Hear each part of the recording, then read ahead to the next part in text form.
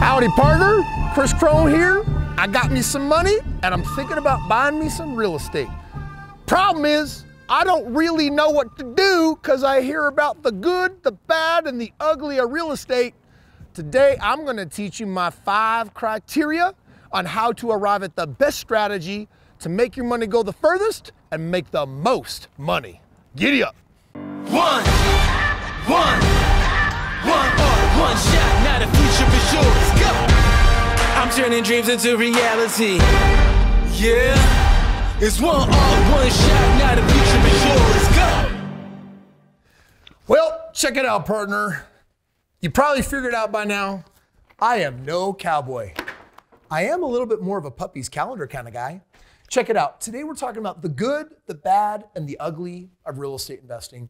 Years ago, before I created all of my wealth, I had this question. There's all these like popular strategies out there, right? I mean, should I focus on a fix and flip? Should I do a rental? Like, what form of real estate should I do? Should I do a commercial deal? Should I get into apartment complexes? And so I took it upon myself to study all the different forms and strategies and compare them against each other. And it wasn't an easy job until I figured out that there are 5 core criteria that if you use to judge any real estate strategy, you're going to arrive at the very best one. And I'm taking you on that journey today. So what are we talking about here? And what exactly are we looking for? Am I saying that some strategies are better than others? Duh. Like some are more profitable than others. Some are easier than others. So here's what I'm looking for. I'm looking for the gold scenario. Ultimately, whatever strategy I pick in real estate, it has to have low risk. It has to be simple, right? So that it's replicatable. It has to be able to work even if I have no previous experience. And it's got to make a lot of money. So based on that, I'm going to go into the game and say, all right, well, let's compare all the different strategies. And before we can compare, let's get familiar with some of the top rated, in fact, the 3 most popular strategies in all real estate. All right, Kris Krohn, let's talk about rentals. What's the good, what's the bad, and what's the ugly when it comes to rentals? Well, let's start with the good. There's a monthly cash flow, which means I buy the house and every month there's some money left over if I'm doing it the right way.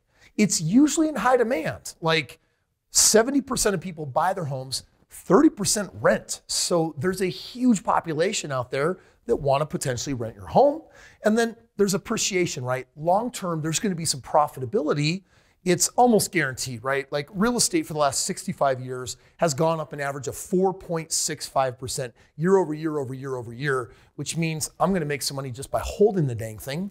And then finally, there's going to be some tax benefits because if I buy the property, I get to depreciate it while the renters are there helping pay down the mortgage. There's a lot of positives. Before we get to the ugly, however, let's talk about the bad, right? Landlord duties can be super time consuming. And it's difficult to get a positive cash flow when you're just starting out because the home hasn't gone up in value. Maybe you didn't get that big of a discount. Maybe you're only making $100, $200, or $300 a month. And then you're constantly dealing with tenant stuff, new tenants, tenants wanting stuff, fix of this. And so you've got that consideration to balance against the good. But the real reason why people don't play this game is because of the ugly. Kris, what if my tenants damage the home? What if they destroy everything? What if they steal things? What if they up and leave in the middle of the night? What if they refuse to pay and literally refuse to leave, right? On top of that, you could have some pretty high out-of-pocket expenses, meaning insurance may not pay for that $10,000 worth of repairs that you need to do, and then you're on call 24/7. You literally could have that nightmare from Hades, that one that just literally calls you like crazy saying, give me money, give me money, give me money, fix, fix, fix, squeaky wheel. Like, I don't like this, I don't like that. And the truth is, there are certainly more profitable options.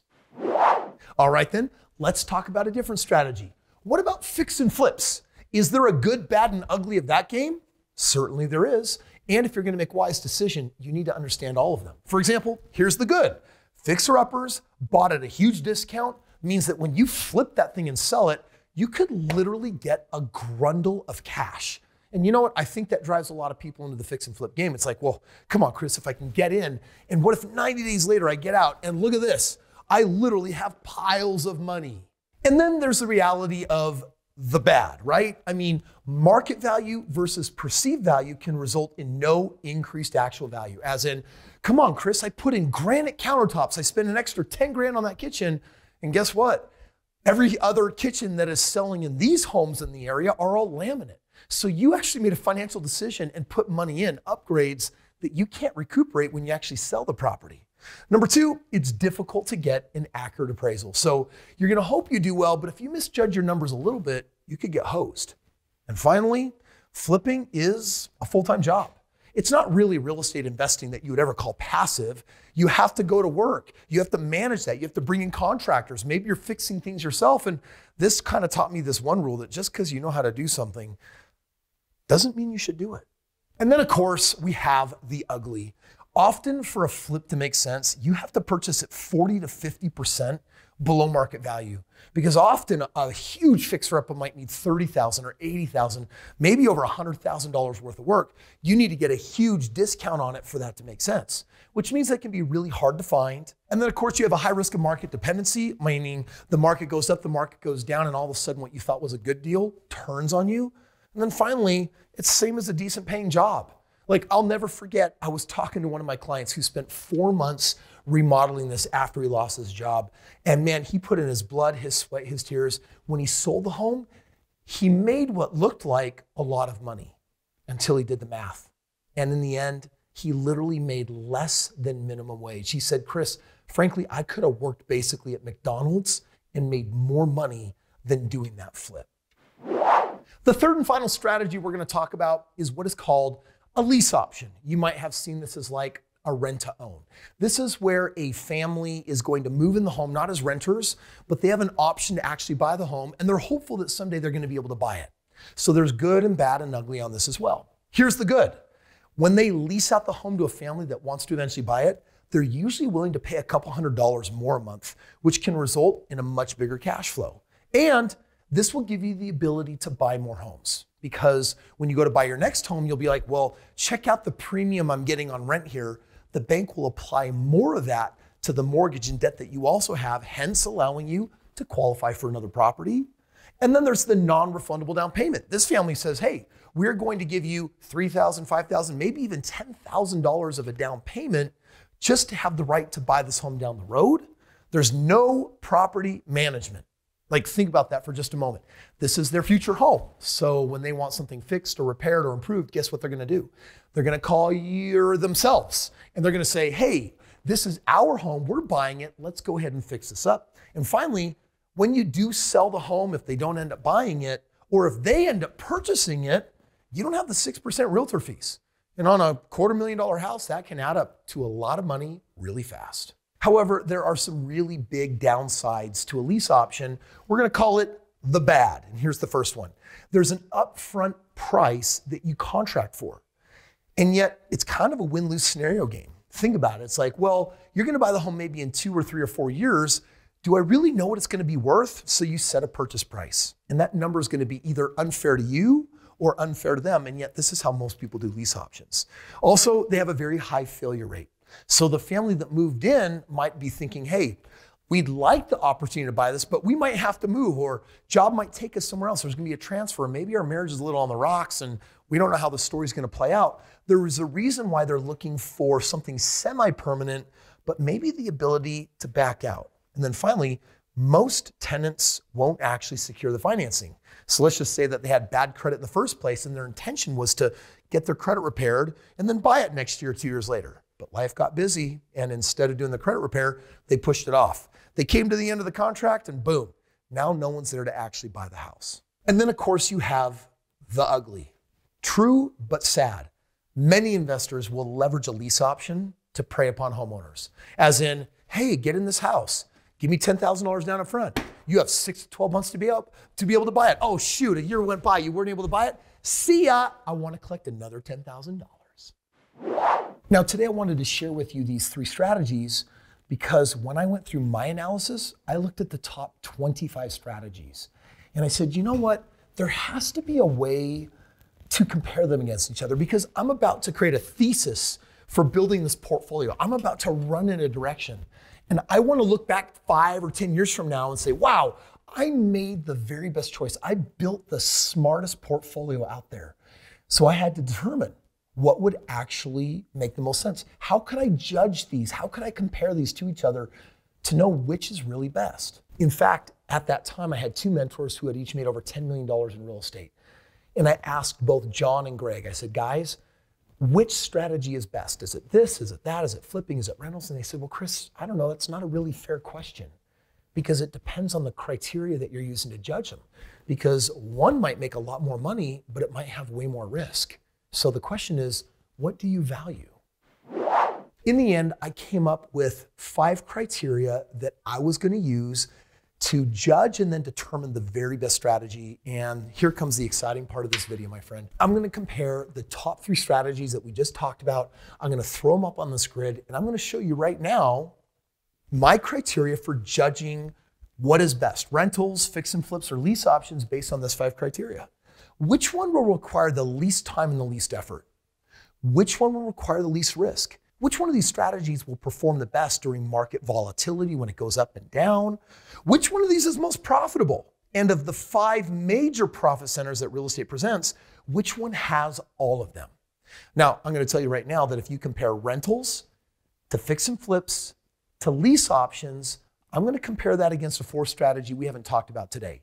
It's called my Strait path system. I wrote my entire book and thesis on an idea that was a blend of the best of rentals, fix and flips, and lease options. And this strategy has made me by far the most money. And at the end of this video, if you want to click a link below, I will even give you the book for free, cover the shipping and handling. But otherwise, this book that I give you for free will literally reveal all the details of a system that allows you to be 3 inches from gold, literally creating financial freedom for your life. So let's just start with which of these has the least time and the least effort. Rentals is a part-time job. Fix and flips is often more than a full-time job. And lease options, it is minimal, but when I actually take that minimal component of lease options and build it into my Strait path system, it's kind of like lease options done ethically on steroids for ultimately minimal time compared to anything else. In fact, you'd have to call it pretty dang passive. Then when you talk about risk, rentals have minimal risk, fix and flips have really high risk, lease options themselves have medium risks because they have problems with the contracts. But I'm going to tell you that I'm going to take the favorite parts of rentals and boom, I'm going to put it into my Strait path system to eliminate my risk. The 3rd criteria, market volatility. Rentals, it's relatively low risk if you're staying with properties zoned below the median. Fix and flips, if the market turns, you could be in a world of hurt and trouble. Lease options, there's moderate risk because of this preset contracts that are negotiated sometimes years in advance. I actually take a blend of these 3 and I created a system that works in any market up and down. The 4th criteria, profitability, well, on rentals, I'm not going to lie, it's kind of in the short term, it sucks. It's very, very minimal. Fix and flips volatile. It can be really good. It can be, I lost a lot of money, but there's definitely potential. With lease options, it's certainly better than rentals, but I developed a system that produces on average 200% more profit than a rental. And then lastly, profit centers. With rentals, you're tapping into some of them like discount equity, cash flow and down payments. With fix and flips, there's discounts and also cash flow. With lease options, there's down payments, appreciation, and tax benefits. But with the Strait path system, all 5 profit centers are present. So this system right here is literally going to beat hands down any of these other systems because it's actually an aggregate of all of them. And here's what the strategy is. If you buy a single family home and do a special type of ethical lease option, you buy the home in the best markets below the median or even in your backyard done the right way, what that can mean on a property even over an extended period of time is buying a home for little to no money down whatsoever and turning it into tens and tens and tens and tens and tens of thousands of dollars in profits. Ultimately, you're looking for a strategy that requires the least time, least effort, least risk, makes the most money, works in up and down markets, and accesses all 5 profit centers. And I wrote the book on it. It's called The Strait Path to Real Estate Wealth.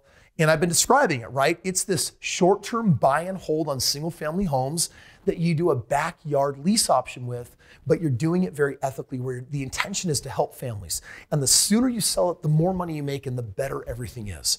This system has helped people make millions of dollars. And when you compare it to a straight rental, it's usually 50% to 100% annual ROI. It's making way more money than rentals do, and it's creating value in the community. Now, this book, it's free. Literally, if you click the link below, get a copy of it, because this book has created many a millionaire, and who knows, you might be the next one.